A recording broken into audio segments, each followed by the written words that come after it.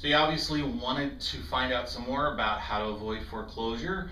And I guess the point of this video is just to understand what your options are and that you do have choices. One choice, of course, and this is the one that a lot of attorneys will push, is a bankruptcy.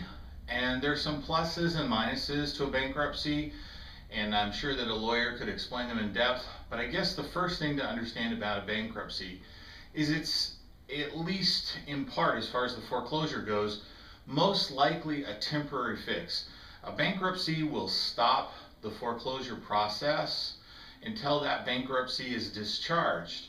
As soon as that bankruptcy has been discharged by the court, the bank has the right to pick up the foreclosure process wherever they left off. So if they stayed up on their paperwork and did all the things they were supposed to do, they could foreclose pretty quickly, actually. Short sale. So this is one that a lot of realtors will try to push you towards. And as with any advice, I would caution you to check out the messenger, make sure they're giving you the straight skinny, figure out what their motivation is and why they're pushing whatever solution they're pushing. I'm trying to present these options with no bias whatsoever.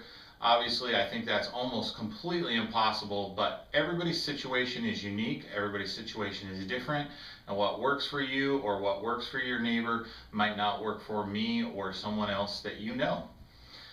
So another solution that a lot of people talk about, but very, very few people pull off, is a deed in lieu of foreclosure. A deed in lieu of foreclosure is, a lot of people will call it a voluntary foreclosure. I don't think that's a very accurate term. I don't like the term. Basically what it means is you're allowing the bank to take your position of ownership in that home, and they may pay you some compensation for moving out. They may relieve the liability for not selling the home for what the home is actually worth. Keep in mind, if you have a first mortgage and a second mortgage, if the bank is taking your position in the house, that means they're taking the debt of the second lien holder, unless of course they are the second lien holder, the second mortgager. They're taking over the position that you have, so they would be inheriting the debt of the second mortgage, and that's something that most banks, quite frankly, aren't willing to do. Why would they want to inherit that when if they were to do a foreclosure, they would be able to wipe that out completely? Another option, of course, is just to catch up on your mortgage. I don't know how far behind you are. Usually speaking, as the notices get more progressive and more serious, they'll include a total amount that you're behind that would be required in order to catch up. And you actually have the right to pay that delinquent amount almost up until the very date of foreclosure. So catching up is certainly an option. It may or may not be an option for you. Here's another question. Just because you're being foreclosed on doesn't mean you don't have any equity. So is it possible that you could do a quick sale that would allow you to get whatever equity you have out of the house and avoid any further damage to your credit? And so a quick sale situation, you're going to have to know what your property is actually worth, and obviously a realtor is a great person to check on that. Of course, there are electronic sites on the internet, and if you're watching this video, you're probably all too aware of what we're talking about as far as they call them automated value, and of course Zillow is one. There are others, and I certainly would be happy to provide you with an automated valuation of your home if you can't find one for yourself online. Some are more accurate than others. I do challenge the validity of most of them, because as I'm sure you're aware, your house and your neighbors could have been exactly identical when the builder built them 3 or 4 years ago, as far as statistically. But of course, just because they're a dead-on match statistically doesn't mean that they put in the same upgrades, that they have the fireplace that you do, that they put in their patio. Maybe they've taken out a bedroom, maybe they're just slobs. Value is a really tricky thing, and the condition of the home definitely affects value. So with all things, I would just word of caution. So if automated valuation looks like you may have some equity there, I would definitely look into the possibility of whether a quick sale would work for you.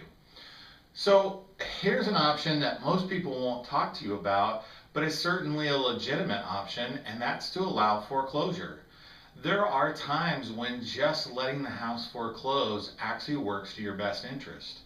And I know that sounds completely horrible, and there are so many major consequences of a foreclosure that it's not something that I throw out there and I say take lightly. But in a foreclosure, one of the cool things, if there is anything cool about a foreclosure, is that you can actually uh, potentially walk away in the state of Washington with no recourse, no consequences other than those of what happens to your credit from walking away from the house and just letting them foreclose on it. And when I say walking away, I'm saying, making the conscious decision. I'm not talking about moving out in the middle of the night or anything like that.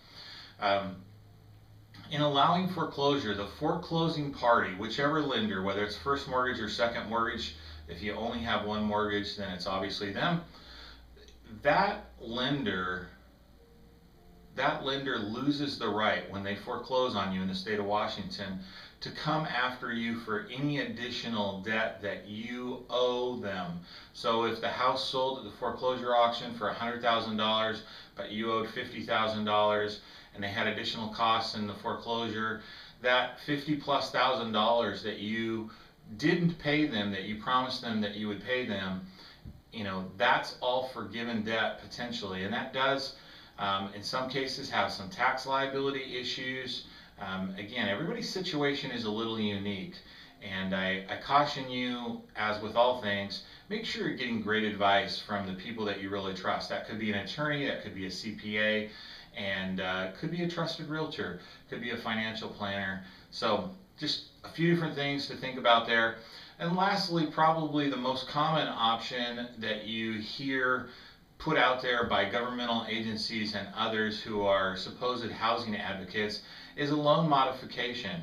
And while loan modifications work great for some, generally speaking, more loan modifications actually wind up back in foreclosure than those that turn out to be successful.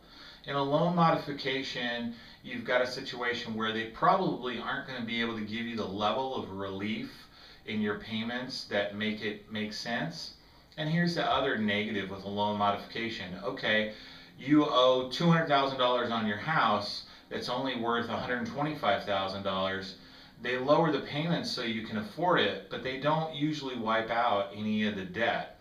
That's something that's called principal reduction and is very uncommon in this area.